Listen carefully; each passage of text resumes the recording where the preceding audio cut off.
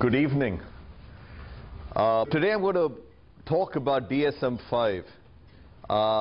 What iteration of DSM are we in right now? 4TR. Now let me see how many of you are still awake at this time. I'm not, quite candidly, I was in China last week, so it's 6 o'clock in the morning China time, and so I'm still recovering from a time perspective. But what does TR stand for? Oh my God. I'm not sure we need this presentation. As you know, DSM-5 is in the process of being developed and should be available to us in 2013. But the activities that are leading up to DSM-5, it's really a 15-year process. It began in 1998, even before DSM-TR came into operation in the year 2000.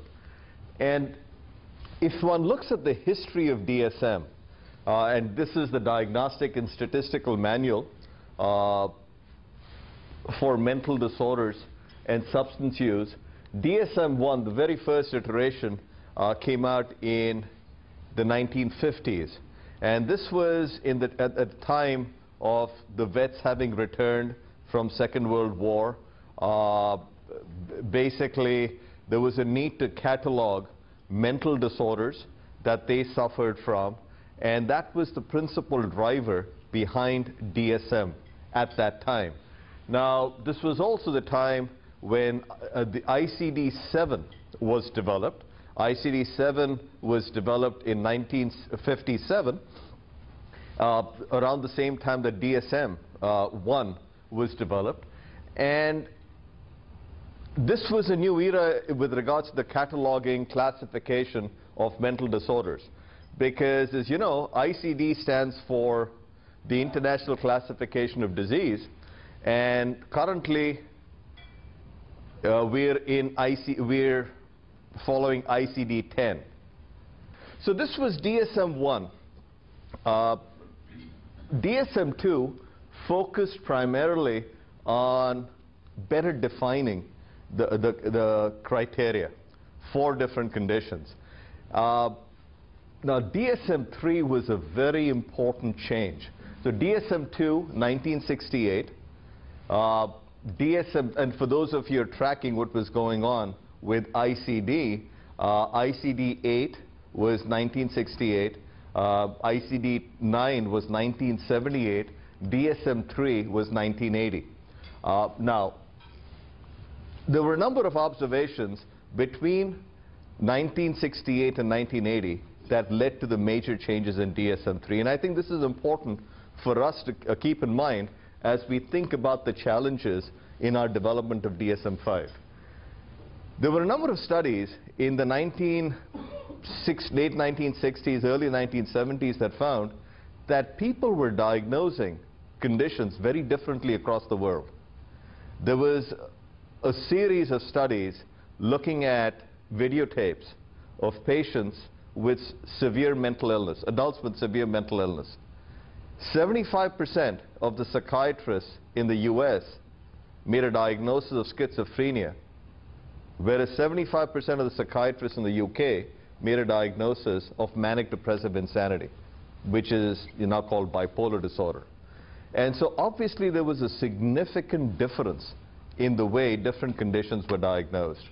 And the emphasis in DSM-3 was on reliability. A diagnosis cannot be useful. The purpose of diagnosing is to convey information. What is going on with this patient? What is the illness or disease that this patient might be suffering from that we need to address? And all of us need to diagnose similarly. A diagnosis needs to have three characteristics. It needs to be useful, and useful to the patient, useful to the society, useful to the clinician, useful to policymakers. A diagnosis needs to be valid. It needs to reflect something real. It cannot be some artificial construct, but it also needs to be reliable. Different people who are making diagnoses need to make them the same way. And no diagnosis can be very useful or valid if it is not reliable. Because if you call something A and I call that same something B, no matter how good the construct of A and B might be, if we're diagnosing differently, it's not useful. So the focus in DSM-3 was in improving reliability. And one of the things they said they needed to do was get away from the old classification of organic disorder and that hierarchy. We had a hierarchy of psychiatric illness, that if you had a person present with a possible psychiatric illness, you first had to exclude organicity. Was there some brain abnormality or metabolic disorder that was causing this mental disturbance? Then you had to exclude substance-induced mental disorders.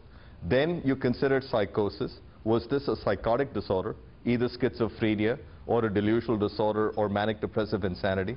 And if it was not a psychotic disorder, then you thought about neurotic disorders. And then if it was not a neurotic disorder, you thought about a personality disorder. This is in adults. In children, you had a similar structure. You had intellectual impairment, you had developmental disabilities, you had, and then you had a whole range of disorders which supposedly began in childhood or adolescence. In any event, getting back to DSM, the focus here was in reliability, improved reliability. And the reason I bring up this hierarchy is because ICD still follows that hierarchy. So if you look at the classification of conditions in ICD-10, they go from F1 to F99. F1 to F10 to F9 basically is organic mental disorders. F10 to F19 is substance-induced psychiatric disorders. F20 to F29 is schizophrenia and other psychotic disorders. F30 to F39 are major mood disorders. And basically then you get to different, they call it neurotic disorders. We don't use the term neuroses, but in ICD, 40 to 49, it's the whole slew of neurotic disorders. And F50 to 59, you get into psychosomatic disorders, personality disorders, etc. And then the childhood conditions are from F70 to F99. F70 to F79 are different degrees of mental retardation. F80 to F89 are different developmental disorders, including learning disabilities, pervasive developmental disorder. And then F90 to F99 are the different conditions that we really spend most of our time on, ADHD, things of that sort, conduct disorder, different conditions with mental disorders with onset in childhood, adolescence. So DSM-3 was a major shift, and this was the time I was coming into the, I joined my first psychiatry residency in 1980. This is the year that DSM-3 was being introduced. And I remember at that time, almost everybody thought it was a major advance. It was a huge development, that we had gone from the dark ages where anyone could call anything what they wanted to call it, that schizophrenia, almost any odd behavior was schizophrenia, at least in the United States. In DSM-2 had the broadest definition of schizophrenia by far that's ever been utilized. It had terms like pseudo-neurotic schizophrenia, latent schizophrenia. So there was the scope, for example, of schizophrenia was huge.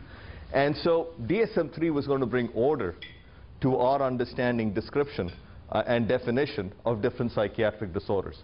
It was also theoretical. Get away from this biological, psychodynamic, psychoanalytic, different schools of psychiatric thinking leading to different groups of psychiatric illness. Let's actually look at the data and define disorders on the basis of what you see in the clinical setting.